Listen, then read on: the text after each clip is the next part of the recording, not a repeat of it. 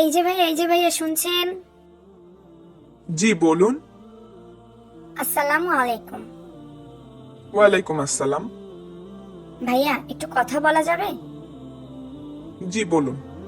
ভাইয়া আপনার নাম? আব্দুর রহমান। তো রহমান ভাই, আপনি কি রোজা রেখেছেন?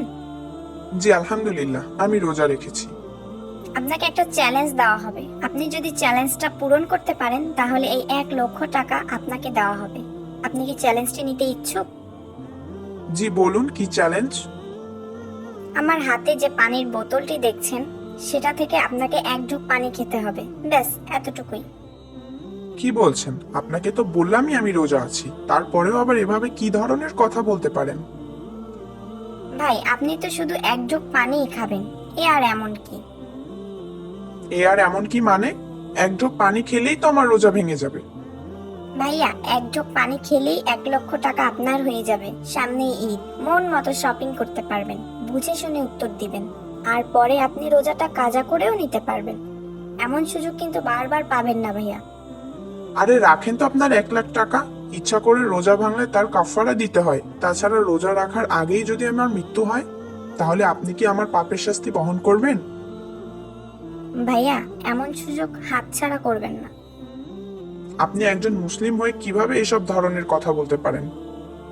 আমার তো সন্দেহ হচ্ছে আপনি কি আসলেই মুসলিম। ইচ্ছা করে রোজা ভাঙার শাস্তি কতখানি কঠিন তা কি আপনি জানেন না? একজন খাঁটি মুমিন কখনোই কোটি টাকার জন্য হলেও তার রোজা ভাঙে না। সরুন বোন, আমাকে যেতে দিন। আপনি শিওর আপনি চ্যালেঞ্জটি নেবেন না? অবশ্যই না। ওকে ভাইয়া।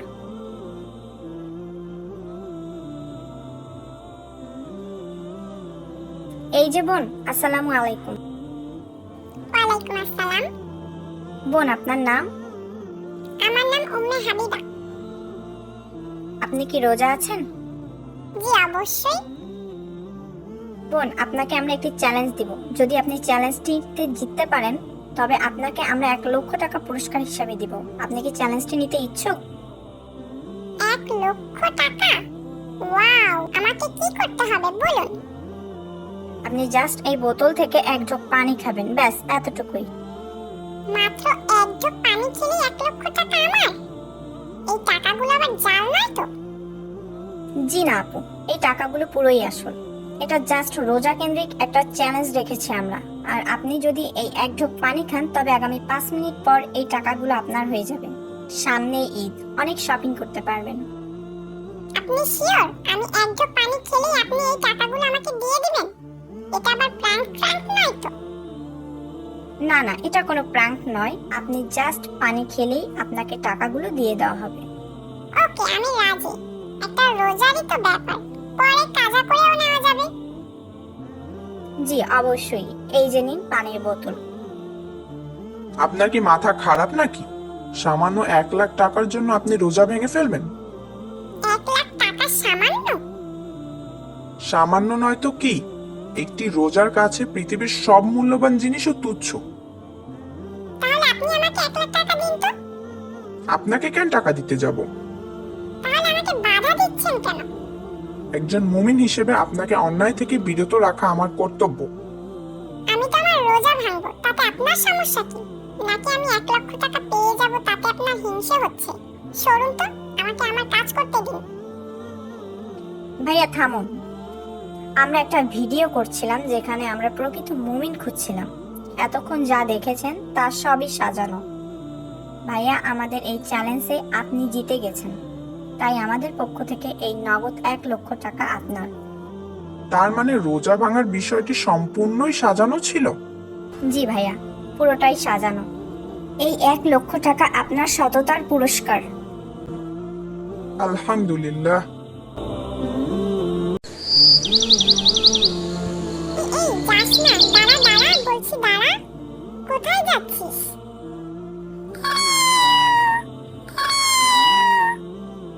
এই তো ধরেছি।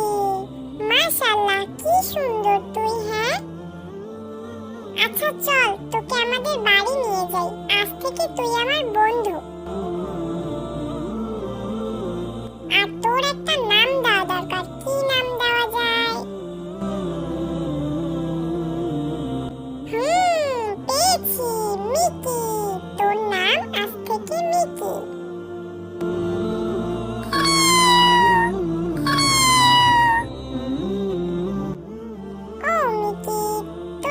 খিদে লেগেছে বুঝি?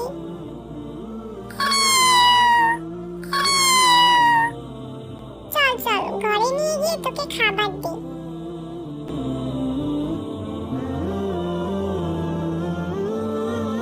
কোথায় গিয়েছিলে ফাতেমা? আর তোমার সাথে এই বিড়ালটা কার? আসলে মা, ওকে আমি রাস্তা থেকে নিয়ে এসেছি। ও অনেক সুন্দর দেখো মা, আর ওর অনেক ক্ষুধাও লেগেছে। ওকে কিছু খেতে দিবে? ফাতেমা, তুমি তো জানোই আমাদের নিজেদেরই টানাটানি, তারপর আবার কোথা থেকে বিড়ালটা নিয়ে এসেছো? ওকে ছেড়ে দাও বলছি। না মা, ওকে আমি ভালোবাসি। ওকে তাড়িয়ে দিও না মা। আমি না হয় আমার খাবার থেকেই ওকে খাওয়াবো। কি যে করো না ফাতেমা তুমি, যদি মাছ খেয়ে ফেলে তাহলে কিন্তু ওকে আর রাখবো না বলে দিলাম। এই মিকি, শুনেছিস কোনো খাবারে যেন মুখ না দেওয়া হয়, বুঝলি?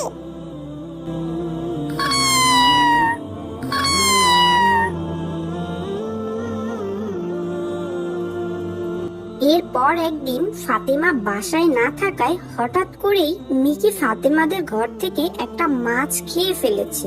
এর মধ্যেই রহিমা বেগমও চলে এসেছে।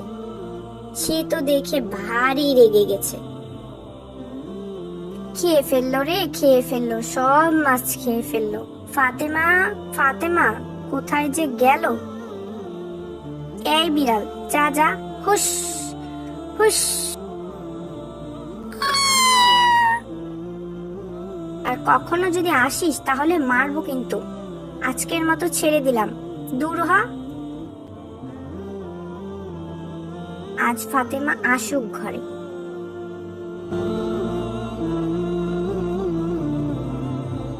মিকি ভয়ে ভয়ে এক দৌড়ে পালালো। মিকির পেটে অনেক ক্ষুধা, কারণ ফাতেমা ঘরে না থাকায় তাকে কেউ খেতে দেয়নি।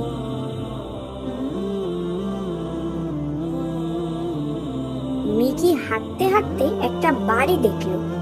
সেখানে গিয়ে সে মাছ ভাজার ঘ্রাণ পেয়ে বাড়ির মধ্যে যখনই ঢুকলো,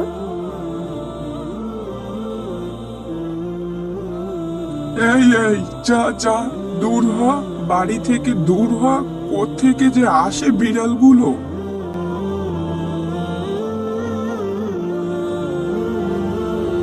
মিকিকে সেই বাড়ি থেকেও তাড়িয়ে দিল। মিকির মন খুবই খারাপ।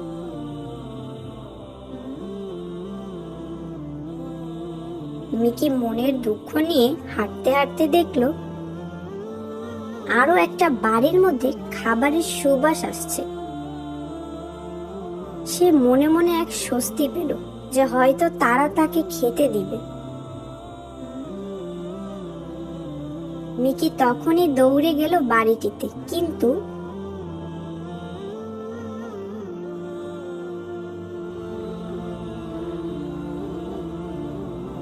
যা যা যা, আজ মেরেই ফেলবো। খাবার নষ্ট করতে এসেছিস? দূর হ, দূর হ বলছি। দেখি লাঠি কই, লাঠি কই? মিকি মন খারাপ করে সেখান থেকেও কোনো রকমে জীবন নিয়ে পালিয়ে এলো।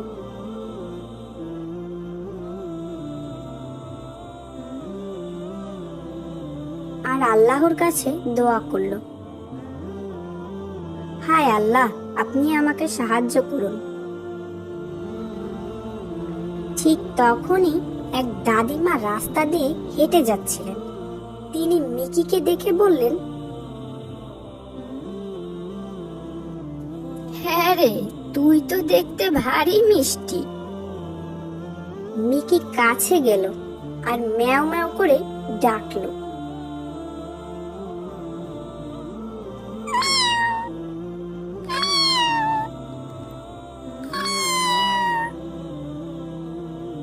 কোথা থেকে এলি তুই?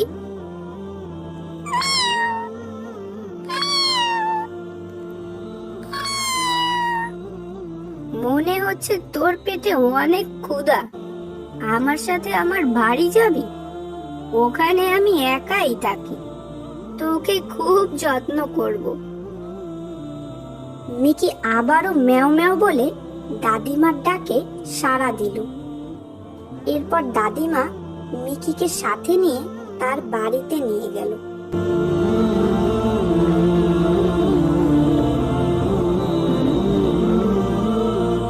এবং মিকি তার বাড়িতে বেশ মজার সাথে দিন পার করতে লাগলো। তো ছোট্ট বন্ধুরা, দেখলে তো, যার কেউ নেই তার আল্লাহ আছে, আর আল্লাহর কাছে সাহায্য চাইলে আল্লাহ অবশ্যই তাকে সাহায্য করে। বুশরা, মা বুশরা, কোথায় তুমি মা? তোমার জন্য একটা খুশির খবর আছে। আসসালামু আলাইকুম আব্বু। খুশির খবর? কিসের খুশির খবর আব্বু? ওয়ালাইকুম আসসালাম। মা বুশরা, তুমি কি জানো আমাদের অফিস থেকে আগামী মাসের 2 তারিখ কক্সবাজার ঘুরতে নিয়ে যাবে? তুমি চাইলে আমরা সেখানে যেতে পারি মা। আসলে আব্বু, আমরা তো গত মাসেই কক্সবাজার থেকে ঘুরে আসলাম। অযথা টাকা খরচ করার দরকার নেই আব্বু। মা বুশরা, আমি আরো তোমার জন্যই যেতে চেয়েছিলাম, যে তুমি অনেক খুশি হবে। আর তুমি এই বলছো? না আব্বু, তুমি ভুল বুঝছো আমাকে। আমি অনেক খুশি হয়েছি, কিন্তু সামনেই তো আমার ফাইনাল এক্সাম, তাই আর কি যেতে চাইছিলাম না। আচ্ছা মা, তুমি মনোযোগ দিয়ে পড়াশোনা করো। আমরা তোমার এক্সামের পর আবার ঘুরতে যাব, কেমন? কেউ চায় আর কেউ চাইলেও পায় না। আল্লাহ পাক যাকে দেয় তাকে অনেক কিছুই দেয়, আর যাকে দেয় না তাকে কিছুই দেয় না। আমাকেও দেখো, আজ আমার বাবা মা বেঁচে থাকলে আমারও তো কত শখ আল্লাহ তারা পূরণ করতেন। ঘুরতে যাওয়া তো দূরের কথা, দুবেলা ঠিক মতো খেতেই কষ্ট হয়ে যায়। খাদিজা, ওখানে দাঁড়িয়ে কি দেখছিস? এদিকে আয় তো, একটু কাজ করে দে তো। এই তো আসছি আপামনি।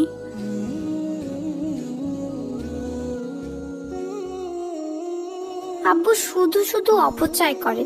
আমি আব্বুকে বোঝাতে গেলে বুঝতেও চেষ্টা করে না, অযথাই কষ্ট পাই। কি হলো বুশরা, একা একা কি সব বলছো?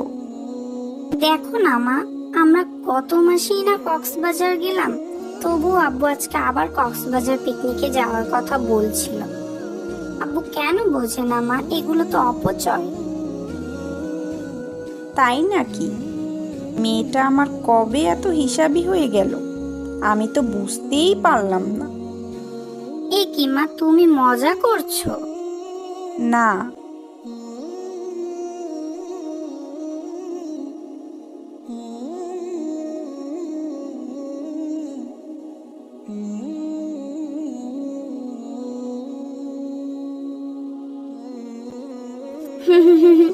ঠিকই বলেছো। এখন আমার মাদ্রাসায় যাওয়ার সময় হয়ে গিয়েছে মা, আমি মাদ্রাসায় গেলাম। আসসালামু আলাইকুম। ওয়ালাইকুম আসসালাম। সাবধানে যেও বুশরা মা, আল্লাহ হাফিজ।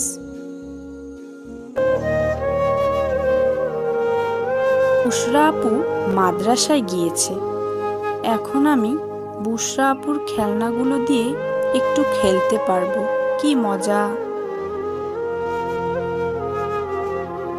খাদিজা, বাসায় মেহমান আসবে, কিন্তু আমার চিনি ফুরিয়ে গিয়েছে। এখন দোকানে কে যাবে বলতো?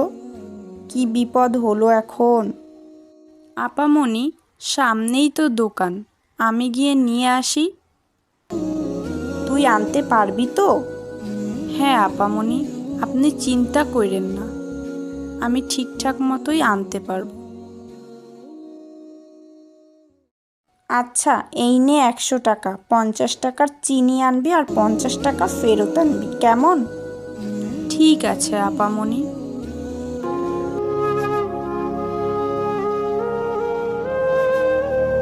আসসালামু আলাইকুম চাচা, আমাকে 50 টাকার চিনি দিবেন?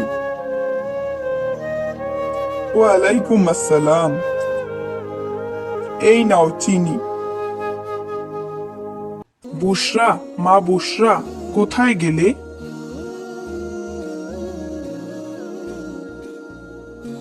আসসালামু আলাইকুম আব্বু, কি হয়েছে আব্বু, আমাকে ডাকছো? ওয়ালাইকুম আসসালাম। হ্যাঁ মা, আজকে সন্ধ্যায় আমরা বাইরে ডিনার করব, তোমার মাকে বলে দিও, কেমন? ঠিক আছে আব্বু। ইস, আজ যদি আমার আব্বু আম্মু বেঁচে থাকতেন তাহলে আমিও তাদের সাথে আজ বাইরে খেতে যেতে পারতাম, কতই না মজা হতো।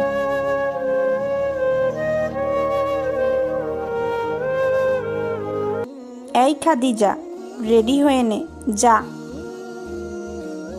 কেন আপামনি, আমাকে আপনি মাফ করে দেন আপামনি, আপনারা ছাড়া আমার তো কেউ নাই। আপনাদের এখানে থাকলে তাও আমি দুবেলা দুমুঠো খেতে পারি, খেলা করতে পারি। আপনারা আমাকে কত ভালোবাসেন।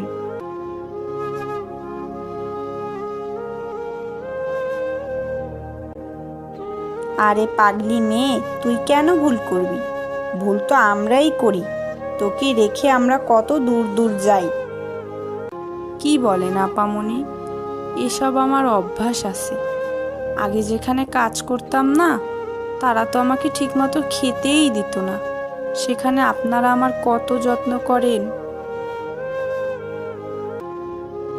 হয়েছে, এখন রেডি হয়ে চল আমাদের সাথে, ডিনার করতে যাব।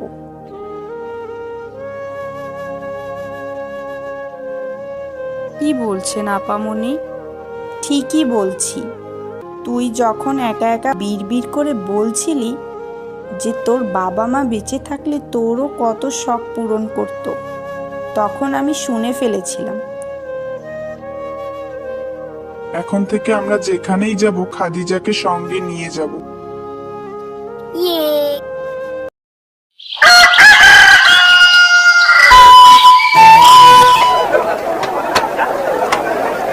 ছোটবেলার বাবা মাকে হারানো এতিম ছেলে আবু বক্কর পেটের দায়ে একটা চায়ের দোকানে কাজ করত। একদিন ভুল করে আবু বক্করের হাত থেকে একটি চায়ের কাপ পড়ে যায়। সাথে সাথেই দোকানের মালিক এসে আবু বক্করকে অনেক বেশি কথা বলতে শুরু করে। এই পোলা, অকর্মার জানি কোন জায়গার, আমার ঘরে এসে উঠে পড়ছো। এই, তুই যে কাপটা ভাঙলি, এর দাম দিতে পারবি? বদমাস পোলা জানি। আমার ভুল হয়ে গেছে কাকা, আমাকে ক্ষমা করুন, এরপর থেকে আর এমনটা হবে না। ভুল কিসের, ভুল কিসের? হ্যাঁ, আজই আমার দোকান থেকে বের হয়ে যাবি। তোর মতো কাজের লোক আমার লাগবে না। আমারে মাফ করে দেন কাকা, এমনটা বলবেন না কাকা, আমার যে এই দুনিয়ায় কেউ নাই। আপনার এখানে কাজ করে তাও দুবেলা দুমুঠো খেতে পারি। আপনি আমারে মাফ করে দেন কাকা, আর এমনটা হবে না। তোর কোনো ক্ষমা নেই, তোর দ্বারা কিচ্ছু হবে না। দূর হ চোখের সামনে থেকে। এই কয়দিনের কাজের টাকা দিচ্ছি, এই নিয়ে দূর হ বেটা। ঠিক আছে কাকা, এত করে বলেও যখন আপনি আমাকে কাজে রাখবেন না, আমি আপনাকে কথা দিচ্ছি, একদিন আমি আপনাকে সফল হয়ে দেখিয়ে দেব কাকা, মনে রাখবেন। আর আমার জন্য অবশ্যই দোয়া করবেন। হুম, একটা কাপ ঠিক করে ধরতে পারিস না, তুই আবার সফল হবি? যা যা, দূর হ আমার সামনে থেকে। আবু বক্কর মন খারাপ করে দোকান থেকে বের হয়ে যায় আর ভাবতে থাকে কি করে সে সফল হবে। ছোটবেলায় বাবা বলেছিল, ছোট হোক তবে যে কোনো কাজ একটা পদক্ষেপই সাফল্যের প্রথম সিঁড়ি। আর সৎ পথে থাকলে আল্লাহ সব সময় তার বান্দার সাথে থাকে। ভাবতে ভাবতে আবু বক্কর বাজারের দিকে চলল। ফল লাগবে নি কারো? ফল, টাটকা টাটকা আম, টাটকা টাটকা কাঁঠাল, লিচু, পেয়ারা। লিচু কত করে কাকা? মাত্র 100 টাকা কেজি। ওরে বাবা, এ তো অনেক দাম, আমার কাছে তো এত টাকা নেই কাকা। কাঁঠাল মাত্র 50 টাকা। ওরে বাবা, এও তো অনেক দাম। আর কাঁঠাল তো একটা কিনলেই আমার সব টাকা শেষ, তাতে বেশি লাভও করতে পারবো না। কি যে করি, আল্লাহ তুমি আমার সাহায্য করো। কি এত ভাবতাছো? তুমি বরং আম নিয়ে যাও, 20 টাকা 1 কেজি, অনেক ভালো আম। 3 কেজি 50 টাকা দেওয়া যাবে না কাকা? আমার কাছে 50 টাকাই আছে। কিন্তু তাতে যে আমার কেনা দাম পড়ে যায়। আমি গরিব মানুষ কাকা, দেখুন না, যদি 50 টাকায় 3 কেজি দেওয়া যায় তাহলে আমার জন্য খুব উপকার হতো। আচ্ছা আচ্ছা, ঠিক আছে ঠিক আছে, নিয়ে যাও, তুমি নিয়ে যাও। আপনাকে অনেক অনেক জাযাকাল্লাহ কাকা। এটা কি বললে আবার? এটার মানে বুঝলেন না কাকা? না বাবা, মুখ্য সূক্ষ্ম মানুষ, অত শত বুঝি না। এটা জানতে পড়ালেখা জানা লাগে না কাকা। আমরা বাংলায় বলি ধন্যবাদ, আর আরবিতে বলি জাযাকাল্লাহু খাইর। এবার বুঝলে তো কাকা? তুমি অনেক কিছু জানো। তোমার কাছ থেকে আজ অনেক কিছু শিখতে পারলাম। জি কাকা, ইনশাআল্লাহ, দোয়া করবেন। এরপর আবু বক্কর বাজারে গিয়ে একটি ছাউনিটা নিয়ে আম বিক্রি করতে শুরু করে দেয়। আম নিয়ে যান, আম, টাটকা টাটকা আম, মাত্র 25 টাকা কেজি।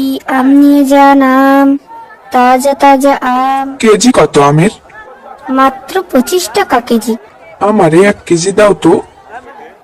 এক্ষুনি দিচ্ছি কাকা। এভাবে দিনের শেষে আবু বক্করের সব আম বিক্রি হয়ে যায়। বেশ ভালো লাভও হয় আবু বক্করের। আলহামদুলিল্লাহ। পরের দিন আবু বক্কর আরো বেশি করে আম কিনলো আর আবার বাজারে গিয়ে বিক্রি করা শুরু করে দেয়। এভাবেই দিন কেটে যাচ্ছিল আবু বক্করের। আমার বেচাকেনা অনেক ভালোই হচ্ছে। এখন এই লাভের টাকা দিয়ে একটা দোকান দেওয়া যাবে ইনশাআল্লাহ। কিন্তু কিসের দোকান দেওয়া যায়? পেয়েছি, একটা মুদি দোকান দেওয়া যায়। চাল, ডাল, আলু, পেঁয়াজ, এগুলোতে মোটামুটি অল্প লাভ হলেও এগুলো মানুষের নিত্য প্রয়োজনীয়। এরপর আবু বক্করের যেমন ভাবনা তেমন কাজ। এই চাল, ডাল, আলু, পেঁয়াজ লাগলে নিয়ে যান, নিয়ে যান। এভাবেই চলছিল দিনকাল। আবু বক্কর না? হ্যাঁ, আমি তো ঠিকই দেখছি। ছেলেটাকে আমি না বুঝে কতই না গালমন্দ করেছি, আজ ছেলেটা ঠিকই সফল হয়ে দেখিয়েছে। ও কাকা, দূরে দাঁড়িয়ে আছেন কেন? এদিকে। আসসালামু আলাইকুম কাকা, কেমন আছেন? চিনতে পেরেছেন আমাকে? ওয়ালাইকুম আসসালাম। আলহামদুলিল্লাহ, ভালো আছি বাবা। আমাকে তুমি মাফ করে দিও বাবা, সেদিনের জন্য আমি সত্যি লজ্জিত। সি সি কাকা, এ কি বলছেন আপনি? আপনার জন্যই তো আজ আমার এই অবস্থানে আসা। আপনি এমন করে বলবেন না।